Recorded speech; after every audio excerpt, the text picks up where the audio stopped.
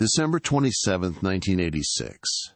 20-year-old Cara Knott said goodbye to her boyfriend Randy at 8:45 p.m. She promised to call him when she reached her parents' house. It should have been a 15-minute drive. But Cara never made that call. The last anyone saw of her alive was during a routine traffic stop on the Mercy Road Bridge. 2 days later, a California Highway Patrol helicopter spotted her Volkswagen Beetle in a remote canyon. Cara's body lay 45 feet below the Mercy Road overpass. At first glance, it appeared to be a tragic accident, a young woman who somehow fell from the bridge. But Detective Rick Carlson noticed something that didn't fit. Cara's car keys were missing. Her purse had been rifled through. Most disturbing of all, her pantyhose had been torn in a very specific way. This wasn't an accident. Someone had murdered Cara Knott and staged the scene. But who? And how had they gotten her to stop on that isolated bridge? The answer would shock everyone, including the police department itself. If you're finding value in this, hit subscribe so you don't miss what's coming next. Detective Rick Carlson arrived at the scene just after dawn. What he saw below didn't match the accident report he'd been given. The yellow Volkswagen Beetle had somehow landed 40 feet from the bridge. But here's what made Carlson's blood run cold. Cars don't fly sideways off bridges. Physics doesn't work that way. 27 years on the force had taught him to trust his instincts. And every instinct was screaming that Cara Knott had been murdered. The positioning of the car was just the beginning. Cara's purse was missing.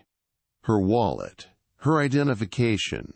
Yet her expensive camera equipment remained untouched in the back seat. What kind of thief leaves behind a $1,000 camera? Then Carlson noticed something even more disturbing. No skid marks, no evidence of braking. No sign of an accident at all. In that moment, Carlson knew he wasn't investigating an accident. He was hunting a killer who thought he'd committed the perfect crime.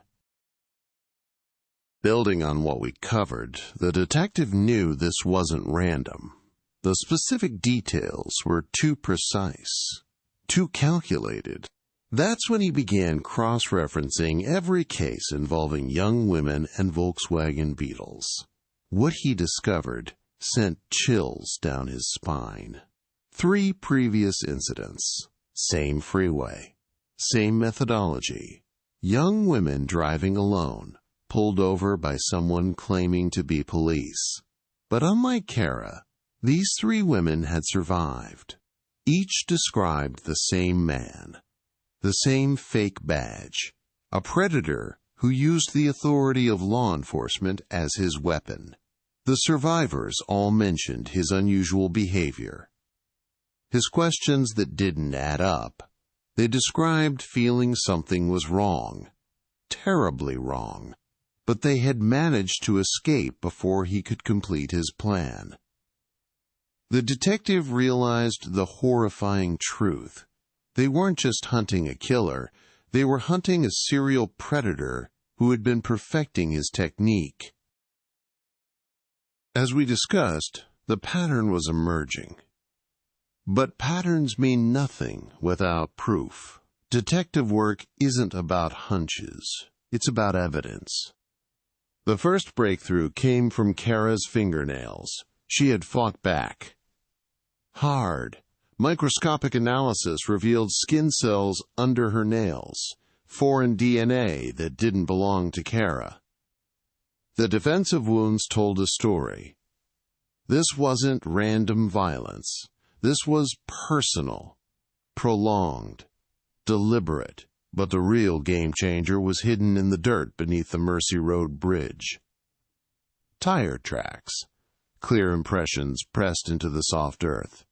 not from Cara's Volkswagen. The tread pattern was distinctive. Goodyear Eagle GT +4. Not your average civilian tire. These tires were standard issue. Government vehicles. Police cruisers. Meanwhile, ballistics testing revealed another crucial detail about the murder weapon. The bullet fragments recovered from the scene came from a .38 caliber revolver. Law enforcement standard. The pieces were falling into place. Someone with access to police equipment. Someone who knew the area. Someone who could stop cars without raising suspicion. The profile was becoming terrifyingly clear. The killer wasn't hiding in the shadows. He was hiding in plain sight.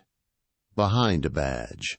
Building on what we covered in the investigation, the detective was about to discover something that would shake his faith in the system itself. The suspect wasn't some random criminal lurking in the shadows. He was one of their own. California Highway Patrol Officer Craig Pyer had emerged as the prime suspect in Cara Knott's murder. The detective's blood ran cold as he realized what this meant. A predator had been hiding behind a badge. But suspicion wasn't enough. The detective needed proof that would hold up in court. What he discovered next painted a disturbing pattern that had been hiding in plain sight for years. Officer Pyer had a documented history of making unnecessary traffic stops. His targets: young women traveling alone. Multiple women had filed complaints about inappropriate conduct during these so-called routine stops. The detective faced a delicate challenge. He needed to gather evidence without alerting Pyer to the investigation. One wrong move could destroy the case or put other potential victims at risk. Working carefully and quietly, the detective began interviewing witnesses who might have seen Pyer that night. What they told him was exactly what he needed to hear. Multiple witnesses placed Officer Pyer at the Mercy Road Bridge during the exact time frame of Cara's disappearance. The detective now had his suspect and witness testimony placing him at the scene. But the hardest part was still ahead. December 26, 1986. The arrest warrant was signed. Craig Allen Pyer would finally face justice for Cara Knott's murder. When officers arrived at his home, Pyer's reaction was telling. Complete shock. He genuinely believed he'd gotten away with it. For months, he'd continued his routine, patrolling that same stretch of road, pulling over young women, playing the helpful officer. Detective work isn't about dramatic breakthroughs. It's about methodical investigation, following every lead, connecting every dot. The prosecution had everything they needed: physical evidence, witness testimony, a pattern of predatory behavior spanning years. June 1988. Craig Pyer was sentenced to 25 years to life. The bridge attacks would finally end.